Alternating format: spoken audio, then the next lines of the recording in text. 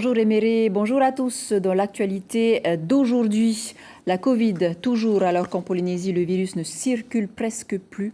En France, la situation est grave. 5000 personnes sont en réanimation pour freiner le virus. Eh bien, le président de la République, Emmanuel Macron, a décidé d'étendre les mesures de restriction à tout le pays à compter de samedi pour une durée donc d'un mois avec un couvre-feu à 19h. Les Français n'auront le droit de se déplacer que dans un périmètre de 10 km du domicile.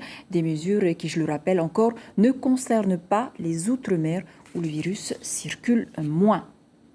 Et le bilan Covid du jour, nous ne les avons pas encore. Donc, c'est 5 nouveaux cas aujourd'hui, 3 personnes donc hospitalisées. Plus de 24 000 personnes ont reçu leur première dose de vaccin et toujours 141 décès. En bref, nous vous l'annoncions en début de semaine, une menace de grève plane au CHPF.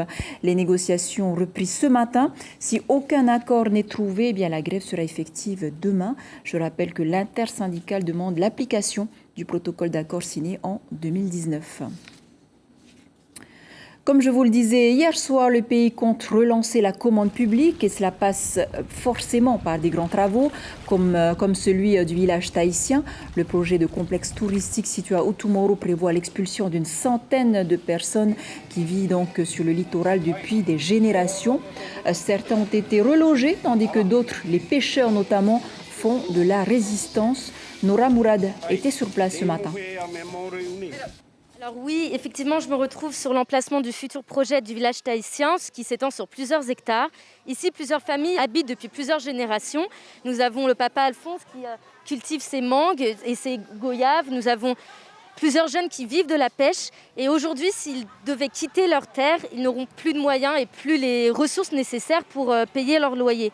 Alors la réponse est non, ils n'ont pas envie de bouger, ils ont envie de rester ici et de pouvoir vivre de ce qu'ils ont toujours vécu, de la pêche, de leur environnement et puis vivre avec leur famille sur leur terre. Merci beaucoup Nora Mourad pour ces précisions. On en saura plus donc ce soir dans vos éditions. Et par rapport au tourisme, de nombreux jeunes se forment au lycée hôtelier d'Utumoro. Selon le proviseur de l'établissement Pépin Mukamse, le taux de réussite des jeunes polynésiens est plus que satisfaisant. On l'écoute dans le cadre de l'invité café de ce matin. L'année dernière, nous étions à 98% de taux de réussite. Donc, on espère bien entendu maintenir cette excellence dans les années à venir. Donc, voilà, les élèves sont investis dans la formation avec le soutien de leurs professeurs. En termes de débouchés, alors, comment ça se passe? Vos élèves trouvent facilement du travail? Alors, on a fait des enquêtes sur le devenir de nos élèves. Oui. Depuis 1 an et demi, nous travaillons en étroite collaboration sous l'égide du ministère de l'Éducation et du service-recteur sur la mise en place qu'on appelle de campus des métiers et des qualifications. Donc, on travaille en étroite collaboration avec les professionnels du secteur, donc, avec qui nous échangeons et qui nous permet en tout cas de mettre en place des formations pour répondre aux besoins du terrain, en tout cas aux projets d'insertion professionnelle de nos jeunes. Et justement, pour terminer ce stage de découverte des élèves du CETA de Hao par les élèves donc de 3e, 3 jours de découverte pour la centaine d'élèves. Objectif, les orienter au mieux vers la meilleure filière professionnelle. Une formation qui permet aux jeunes d'intégrer de petites structures de formation.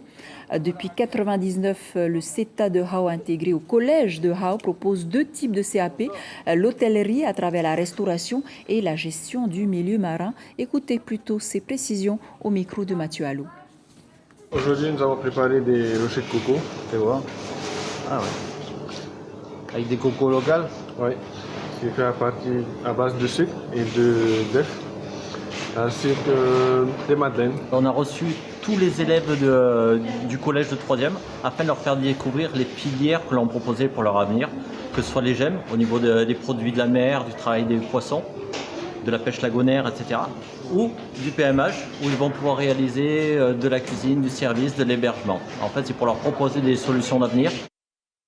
Voilà, c'est ainsi que se referme ce flash. Et puis, avant de le refermer, je vous souhaite donc un bon appétit. Si vous êtes à table, à tout de suite pour votre journal en Réautéti.